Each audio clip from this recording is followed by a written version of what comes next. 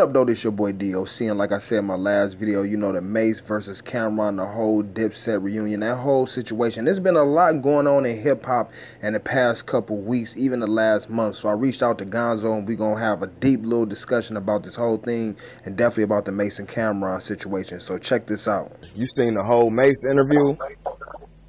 What's the Angie Martinez joint? Yeah, hell yeah. Yep. Oh, okay. Yeah, he was, that was kind of like a death blow. You talking about for him or just towards Cam? I mean, towards Cam in terms of just, he was, just bringing out the, just hitting below the belt with all the grown man shit and just all the facts that, you know what I mean, that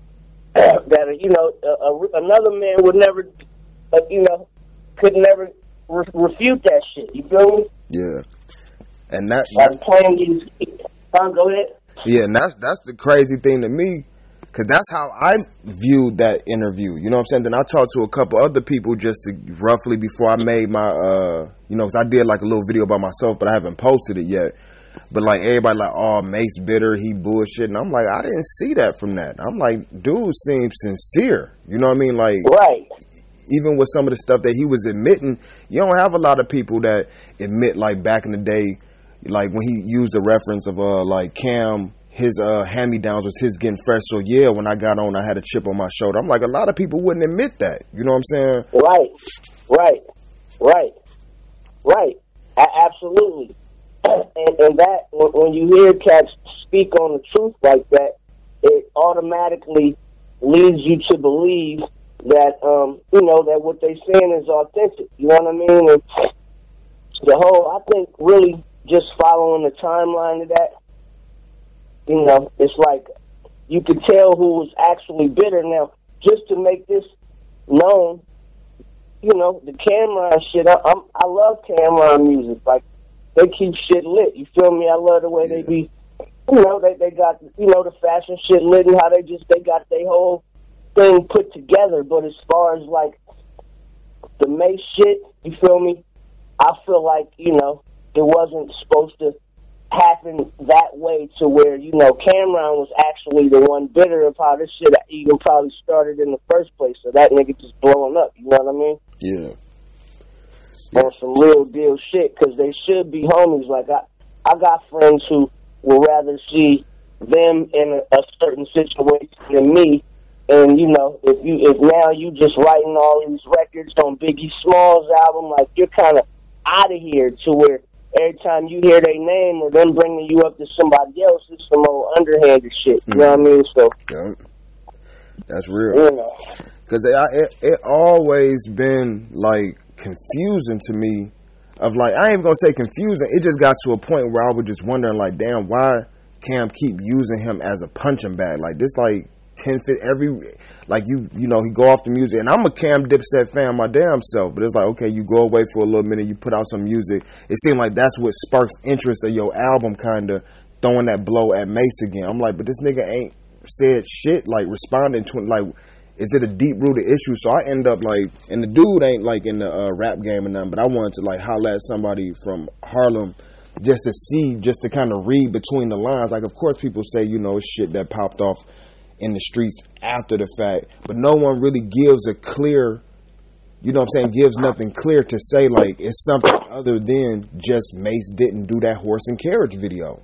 And that's really where it started from. And I seen an interview where Cam was like, him being grown now, looking back at it, when he was a kid, he didn't understand the business. Like, Mase was charging the label, not me. You know what I'm saying? He was trying to get that 30 racks or whatever out the label because he knew the money was going to be available. He wasn't charging me. But then it's like, then like how Mase would say, yeah, but when he go to different places, people ask the question in a way to pull the negativity out. Right. I was like, well, I mean, you are, listen, I've been in situations to where I ain't gonna name no names, you know what I mean, but just say that certain people have been on certain albums who, you know what I mean, are very close to the next person. You know what I'm saying? Yeah. Who nigga, they wasn't showing up until they got that check. And I mean, this could be a fucking death row situation to where Pac is on a Snoop song or Snoop is on a Pac song, or you know what I mean? It's never personal in those situations, especially when y'all just trying to get the money up out of the label. You know what I mean? But yeah, you know how it is, motherfuckers. Everything's personal, and you taking it very personal. You forget that ain't none of this shit your money. At that age and at that stage of the game, when, you know, back in them days when you spending big-ass music video budget, where the labels was actually robbing the artists anyway. Don't no fucking music video cost $1.7 million, but they was charging them niggas back to their accounts $1.7 million. You know what I mean? Like, that's how they was making money. So Mase, in turn, speaking up for his defense, motherfuckers may actually think that he was making tons of money at that time, but those are really the licks that you hit to really get up. You know what I mean? Tour money and just charging motherfuckers for random shit like that and getting a 30, because Puffy probably wasn't paying that nigga. Right. Yeah. Real shit. Yeah, because, you know, me being outside of the industry, I don't really know the super dynamics. You know, I just hear, you know, when you hear little shit here and there, like the game that you giving up right now, and I don't want to misquote and put words in somebody's mouth that didn't say it, but I don't know if it was like Busta Rhymes or somebody. I was listening to some interviews and they were just kind of saying the same thing you were saying right now, like, you know, oh, the person that he was charging for the verse, it might have been like something with Noriega, like, oh, I was charging this motherfucker $60,000 for a verse. You ain't technically charging your friend that. You just know they on a label, so you getting the money up out the label, but they gotta have that. Right. So it seemed like more in their situation, it just some type of personal bitterness started up in there. And like, I just wonder, like, say for instance, I'm asking you, have you ever experienced being in a situation, and I think you might have just said this, but like, it's like when you just said people don't want you to be in the position you in. So like, say for instance, like if you have, like, do you think niggas really just was blowing this whole situation out of proportion with Mase because they just knew he wasn't a street dude, that he really wasn't gonna do nothing, like in the bullying sense? But like I said, I don't feel like I was really getting like out of mind, because he was a Dipset fan. I don't think I was really getting a full answer. But I just wonder, like, if you ever were you up and then maybe you might have a low, and then that person that was maybe in your crew, or not even your crew, just around you, now they up, you start noticing difference, like, okay, they got that chip on their shoulder, or start acting funny with you? Absolutely. Absolutely. You know what I'm saying? It's crazy, but the only motherfuckers who haven't acted that way, and you know what I mean, that have always kept like a even balance to them, just in my eyes, and treating me, was probably Tech Nine, Al Pacino, San Quentin, and Tupac. Yeah. Oh, and my nigga Doobie. Jay, feel me? Yeah. Always, but because I'm saying, like, Fats Bossy, that's my cousin. You know, I'm not bringing Yuckmouth into it, even though that's one of my best friends on the earth. But, you know, me and him have had some disagreements over that. You know what I mean? Just over that. Because there was a time when I was sleeping in the studio, hella broke. You feel me? Motherfuckers went, you know, I still was the same dude. This was after caution. But I had took a big loss in the street. You know, with some pounds and shit. So I'm fucked up. My whole life, everything. So I'm living in the studio, making songs. You know what I mean? Doing songs. This is around the time we was doing the All Out War Volume 1. And, you know, me and Yuck had a discrepancy. And that was the first thing to come out on the internet. You know what I mean? Him telling motherfuckers of my situation. But after I got the Arizona Ice-T deal, you know what I mean, and was on my feet fully, you know, it was like That's what I want motherfuckers to make a video about. Tell niggas now how much more money I got than everybody else, and how much I'm getting a month, and who I'm connected with. That shit was tried to keep a secret, because now it's like, you know what I mean?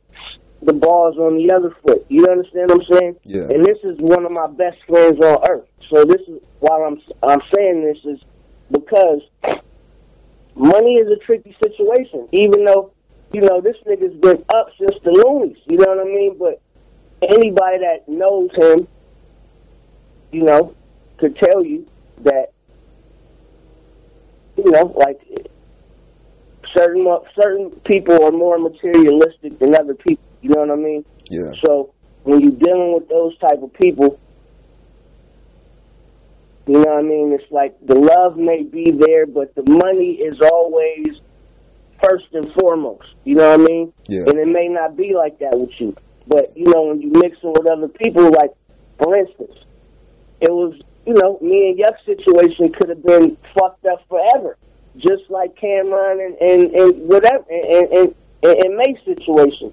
Only difference is, instead of letting all the bitter shit, and like the shit that I'm talking about right now, like, we could have let that shit fester, but that nigga apologized, you feel me? Yeah. And said, guys, I was wrong. Now, as a man, you know what I mean, how can you dispute that and be like, nigga, still, it's fuck you. You gotta be like, damn, nigga, you know, I accept your, I mean, it's your homeboy. Yeah, you know what I mean? If the nigga apologized and say that he was wrong, you take that into consideration.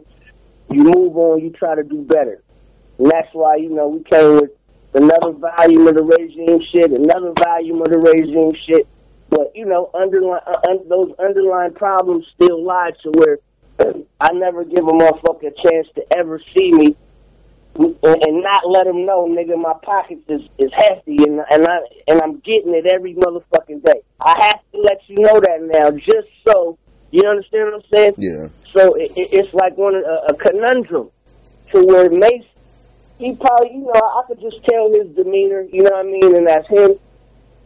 Again, I'm gonna use my nigga Yuck mouth. Yuck, you know, he's been getting a lot of money over the course of his career. So the nigga moved to LA, and you know, just because the nigga ain't a Crip or a Blood, those elements, you know, think that they could put him in a spot to, you know, try to do shit to him and pressure him into do shit. You know what I mean? Right. And that's how I feel like on the Mase shit. Like, niggas, a good nigga who had platinum songs.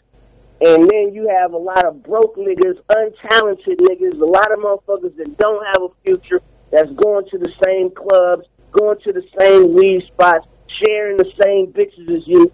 And, you know, it's easy to become a victim, you know what I mean? And this is what Mase has become, a punching bag, until now he's, you know, niggas standing up for himself. But, yeah, you know, I'm that's like, after I seen the Angie Martinez video on some real shit, I was like questioning, you know what I mean? Like, I could never call a bully a real nigga. Like, Cam gotta accept that nigga apology, like I accepted Yuck's apology, you know what I mean?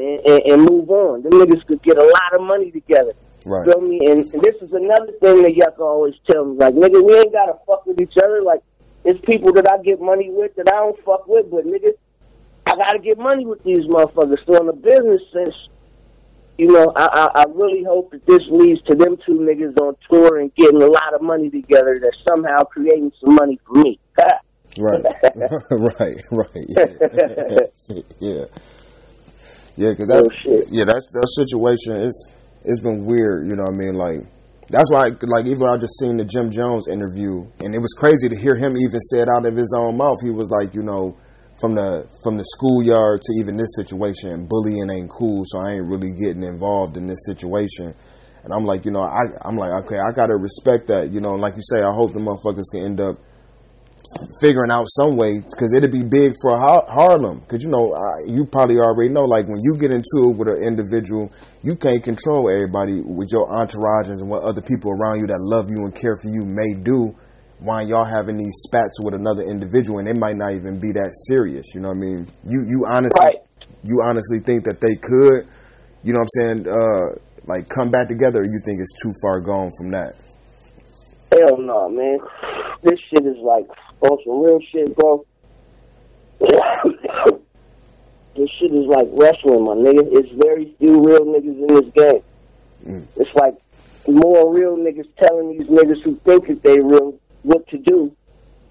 Like, it's very few rappers just running their own program. You know what I mean? You got some retarded, goofy-ass niggas from their hood that's telling them what to do because they got to go home. You know what I mean? And niggas ain't learned how to shake that whole mentality to where you're not a prisoner of your hood, or these dumb, illiterate motherfuckers that's trying to make you basically ruin your life and pay for their family's life off your fucking mind. Like, that shit ain't happening with me, champ. Yeah.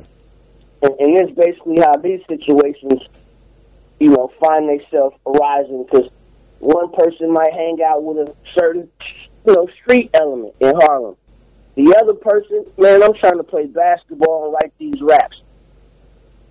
Yeah. Puffy is going to gravitate to that.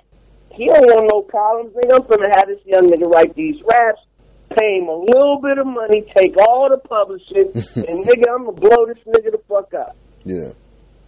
You know what I mean? Like, it makes perfect sense to me.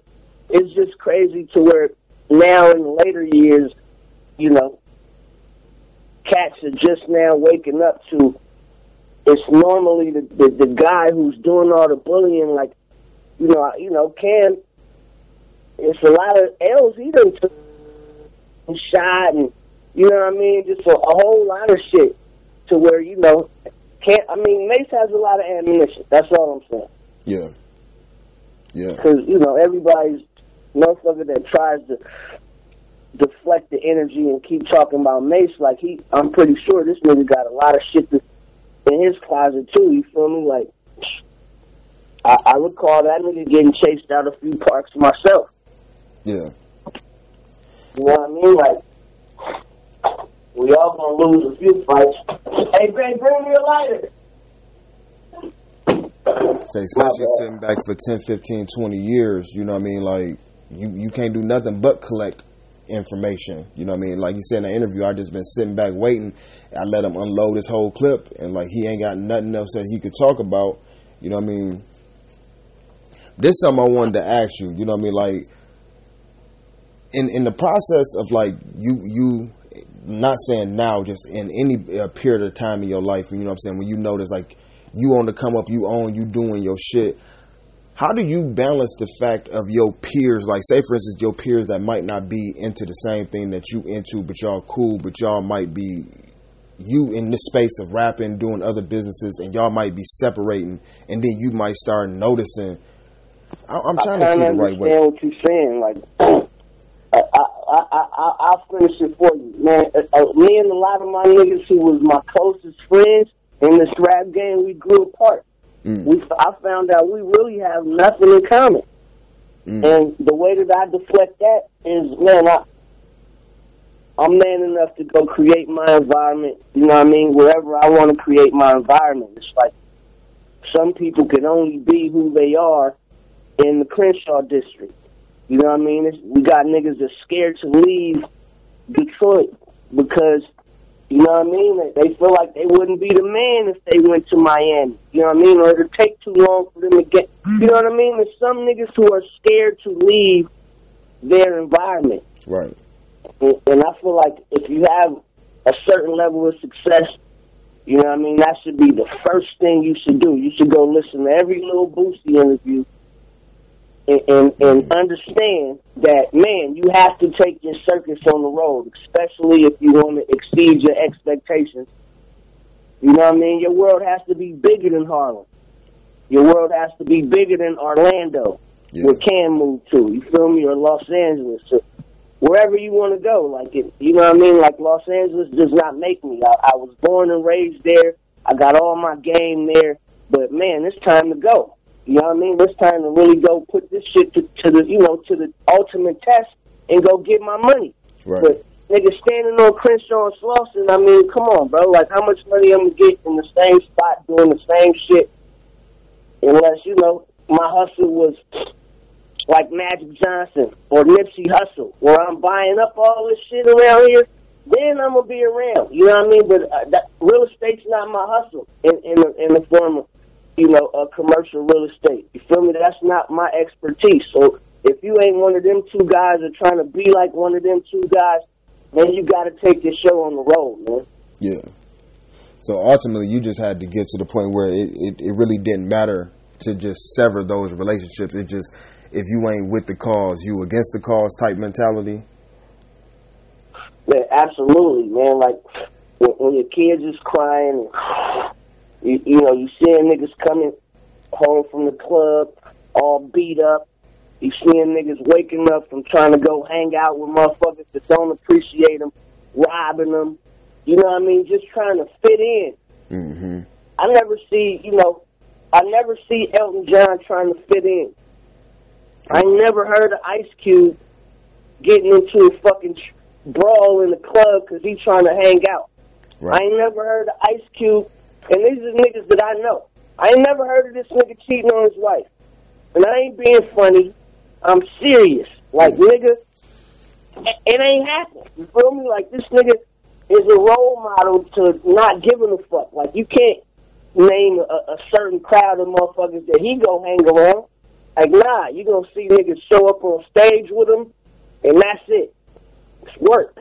Yeah. But, you know, everyone tries to interweave this thing that we have called hip-hop. This shit is a culture, but it's a job, man. It get to a certain point where you have to be a grown-up and really, you know, once the cameras is rolling, once the studio time is over, once you off stage, everybody just, you know, they don't have the same shit to lose as you do. So my whole thing, instead of trying to explain to motherfuckers what I'm finna do or making a New Year's resolution or we all need to come together, I just try to figure out a way that I can do this shit myself if I needed to where, you know, nigga don't really need too many motherfuckers to argue with himself. Right, yeah. Yeah, I you know, I be wanting to ask that even from a learning perspective of seeing people that have exceeded certain expectations, that got the opportunity to get up out the hood and stuff like that. I know it's similarities that people go through, especially with motherfuckers that they close to. You know what I'm saying? And you start really seeing the true inner self of motherfuckers that you would have never believed. Like, damn, dog. So really this whole time, you really been a lightweight hater. You know what I'm saying? But now it took for me to get to this position, or what you perceive to be this position, for me to really see it. You know what I'm saying? Right. Like for instance, the nigga Noble telling me after 20-some years of, you know what I mean, him being around, rapping on my shit, smiling in the nigga's face. The nigga, as soon as we have a problem, 20-some years later, he tell me he pissed in my baby mama drink. Now, I mean, this ain't 2 months ago. This nigga tell me he done this 20 years ago, my nigga. Yeah. What type of nigga piss in a bitch drink? Like, now I mean, I don't know. I just find that's some crazy shit to me, my nigga. You know what I mean? That's some real deep rooted. Yeah, but that's some crazy shit. Like, goddamn. Yeah, nigga, I pissed in your bitch drink. Matter of fact, nigga, back nigga in 1998, yeah, nigga, I pissed in your bitch Hennessy. What? And that wasn't even my bitch. It was just my baby mama. You feel me? But the point is, and I wasn't even there. So the point is, the bitch was going around trying to fuck with niggas that I fucked with to get, you know, to fuck with me. Like, the bitch was a real groupie, you feel me? Yeah. Nigga Yuck Mouth, he fell for it. That's where our first problem came from. I wasn't with the bitch, but it's still, nigga, we running around together every day on this regime shit. You want to fuck with my first baby mama? Like, that was some weird shit to me. Yeah. You feel me? But you let that shit go. All this shit is, we talking about the business, though, my nigga. If I was a hater or a sucker for love or anything that we talking about, or was a jealous nigga, I would have put any one of these issues over making any more music with this nigga. Are you kidding me? But I put the group first, my nigga. Like, ain't nothing more important in this business. Even if a nigga have a shortcoming and a weakness for a bitch. Now, this is another thing he apologized for. I'm not gonna have no shortness or weakness for a bitch. You can't call Tech 9 and say, nigga, have Dons ever tried to fuck your bitch or dirty Mac you to a bitch or anything? Nothing. Never. You feel me? Yeah. Can't ask no nigga, have I ever tried to... It's not a story of a nigga, me trying to rob a nigga, steal something from a nigga, fuck they baby mama, being jealous of a nigga. Anything that we talking about, you feel me? It's just, I don't have those tendencies in my body. It ain't really a bitch on this earth that's gonna make me go against the code of myself. I'll just picture her in my mind and jack off if she getting to me that much, but sneak around, go fuck with my nigga baby mama, that ain't my code. Steal something from my partners, mad cause you up and I'm down, no, can't do it. You feel me? So, it's just a lot of shit like that, man. So in 98, when he said that he supposed to did that, y'all was technically, in your mind, y'all was cool at that moment? Nigga, what do you mean? Like, we was riding around every day. Every day. This is when Tech 9 still was out here.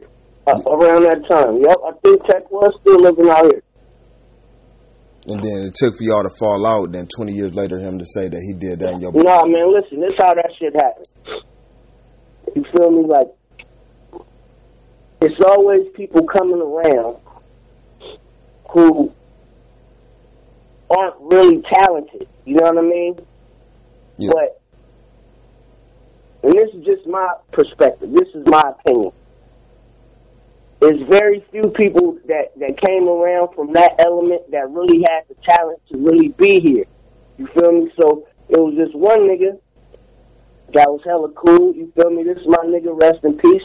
But again, look how good of a nigga I am. I'm saying this is my nigga, but you feel me? I got a record deal with this big D boy at the time. I'm getting money. Niggas is mad at that. You feel me? So motherfuckers is basically hating on a nigga. And a pack of bitches, like I fuck with, you know, few bitches around town. So, of course, my baby mama, she a bad little bitch, running with a pack of bad little bitches.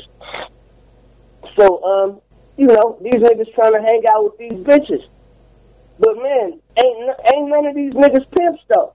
Yeah. Ain't near one of these niggas sending the bitch. Now, I could see if a nigga was sending a bitch and this shit was about some money, we wouldn't have never had a problem. But niggas is just trying to bust nuts, bro, and we bros. So this is why we had a problem. And, you know, it wasn't like Yuck initiated it.